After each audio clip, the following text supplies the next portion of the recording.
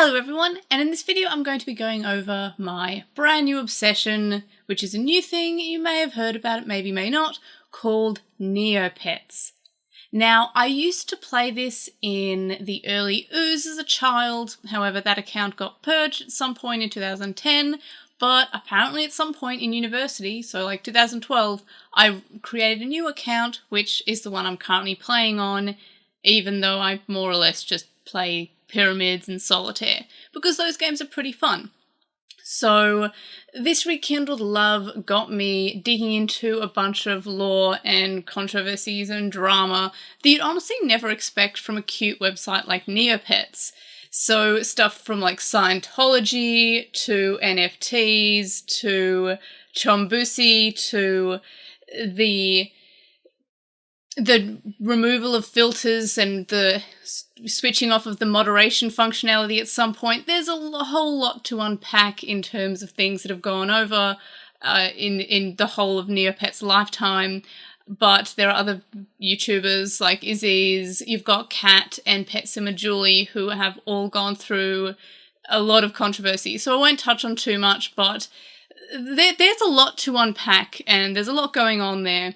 So that was surprising to dive into everything that's been going on since I guess I've stopped remembering that Neopets exist as a thing, except for I don't even remember starting up this account in 2012. It must have been like one of those moments in university where you just look at your friends and go, hey guys, wouldn't it be just crazy if we were to like start a Neopets account? And I guess that's what happened, because I remember doing the same thing for Club Penguin in university. We're like, oh, well, let's make a Club Penguin account and just sort of revisit all those things, and you pretend you're doing it ironically, but you're really just doing it because it's fun, and that's kind of what we did in university. But yeah, so I have this account from 2012, which is the one that I've been using. So I have many fond memories of Neopets as a kid. I didn't have internet at the time, so a lot of the time I spent with Neopets, I was at the public library. And I'm fairly certain I found out about it the same way I found about RuneScape or any of the other things back then, where I just saw some kid playing on it at a library or something and asked them what it was. And then when it was my turn to use those library computers, I went to Neopets. And that's how I found out about it. And yeah, I have a lot of fond memories despite not actually having the internet. I think I had the laptop I used at my parents'. I would take to the school my parents worked at and use Neopets there, and then I would revisit the websites using offline mode later on when I was home without the internet. So I have a lot of things that I just remember. I also did fanfic for it that I just wrote in a Word document, and that was wild. But yeah, I have a lot of fond memories of Neopets as a child. So let's look at various ways you can play with Neopets, both online and of course offline, in this video. So because of how popular Neopets was in the early ooze, various electronics were released. So the most common one being the Pocket Neopets. So you've got like a big size, the deluxe playset, and then you've got the regular size, which this one takes 3 LR44 batteries, so the same one that Digimon takes, and this one takes 2 AAA batteries. So the deluxe playsets had 3 figures, this one only has 2 figures, which now are just falling all over me. So the deluxe one has 2 figures, and the regular one just has the 1 figure. So in terms of their gameplay, it's a pretty good emulation of the website in a much smaller package. The Neopets Pocket was more or less a kind of pocket, Polly Pocket mixed with a Tamagotchi, but with the gameplay from the website. So when you start up the game, you would be asked the same questions that you are when you create a Neopet on the website. What is its name? The personality questions, like what does it do for fun? What does it do when it first meets someone? Those sort of questions that you get when you first set up a Neopet. And then you're able to play games to earn Neopoints, and then you can spend those Neopoints on food and on items in the game, just like toys and stuff, similar to how you would on the Neopets website. The standard one only comes with 1 figure, as I mentioned, and you can use that figure as sort of like a shortcut feature. You can kind of put it in the holes to make you go to the games or food or the hospital. But the deluxe one since it has the 3, they're each unique, so you can sort of choose which one you want to adopt. And since I have 2, that means that I can't have the Drake one in the deluxe playset.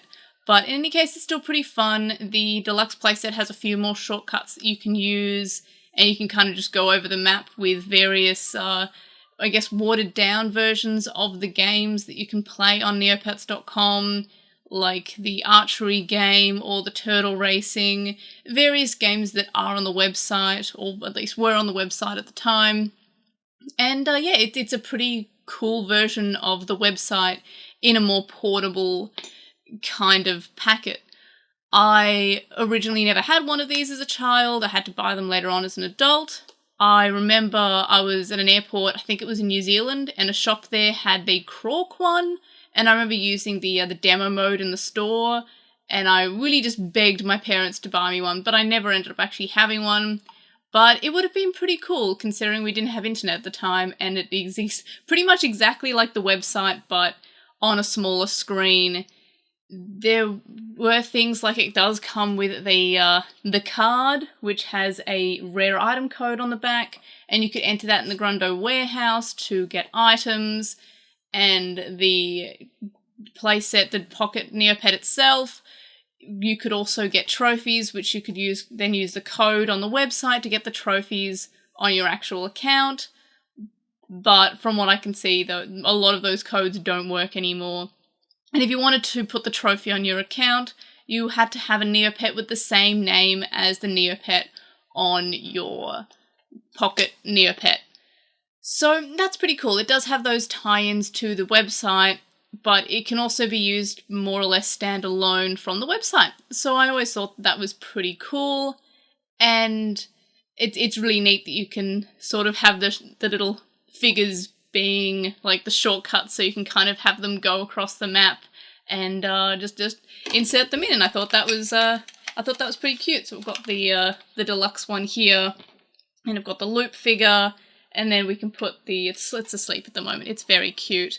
So you can put the loop and kiss the Mortog, and then it lights up, and then it loads up the kiss the Mortog, and same for all of the other events. So I think that's pretty cool. And the single ones can more or less be used without the figure. It's only these little shortcut ones, which you can get from navigating this menu here. But it's still pretty cute. There's also these spots at the top, but nothing happens if you use them. So honestly, I think the deluxe one feels like it's a little bit more necessary to have the figures. The single figure ones, you don't really need a figure, but they are really cute to have. And also you kind of have to shove them into the holes on the single figure, but still, it's fairly cool. You can find these online on eBay, but a lot of them are missing the figure. That's why I have the deluxe playset missing one of the figures. You can probably 3D print them. That'd be cool. I've seen the STL files for the one that I have, so I should probably print that out just so I have him, but it wouldn't be as cute as the actual figure. In any case, fairly cute. So they're a really sweet little replication of what you can get on the website, which is really nice. The old ad is on YouTube and is just wild. It has space. It's a pretty good ad though. It says you can take the website everywhere, which isn't too much of a lie. Like, it's basically what you can do. As I said, it has the functionality of the website, just in a smaller package. And I guess it's waking up, so it's saying Neopets, and then it says neopets.com on it. So yeah, it's sort of like a virtual pet, like a Tamagotchi. They don't die, they just kind of starve, like the Tamagotchi. The Tamagotchi dies, but the starving is from the Neopets website. You get really hungry, but the character itself doesn't die. I think that's pretty neat. So you still put it to bed, you still feed it, like a virtual pet, like a Tamagotchi or a Digimon, but it only gets really, really, really hungry, like on the website. So that's kind of another nice touch. It's not going to break any hearts by having actual death in Neopets. So that's pretty cool too. So I'd show off the gameplay and the Pocket Neopets a little bit more, but I'm kind of thinking about doing its own video on the Pocket Neopets because there's a lot of functionality and a lot of gameplay to really show off there, and I'm a pretty big fan of them. I feel like they replicate the website fairly well. So let me know in the comments if you'd like a video on the Pocket Neopets, because I'm definitely considering it at this point.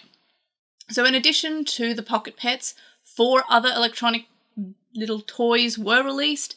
We have something called the Mini Pal, which added more functionality like a traditional virtual pet and didn't have figures and was in a star format. These are really expensive on eBay, so I don't have one, but they're very cool. And they also have a Kara as one of the versions, which is my favourite, or at least it was my favourite as a kid, so I have a lot of nostalgia for that one. So they also released a sort of electronic pet on a virtual, like a little pen. It's very much like the Littlest Pet Shop ones, from what I can tell. I don't have the Neopen, nor do I have a Littlest Pet Shop one. They look very similar though, and these were released in Australia and New Zealand only. I never saw one though, and I've lived in Australia my whole life, but the Neopen looks pretty cool. It came with 3 versions. That's kind of neat.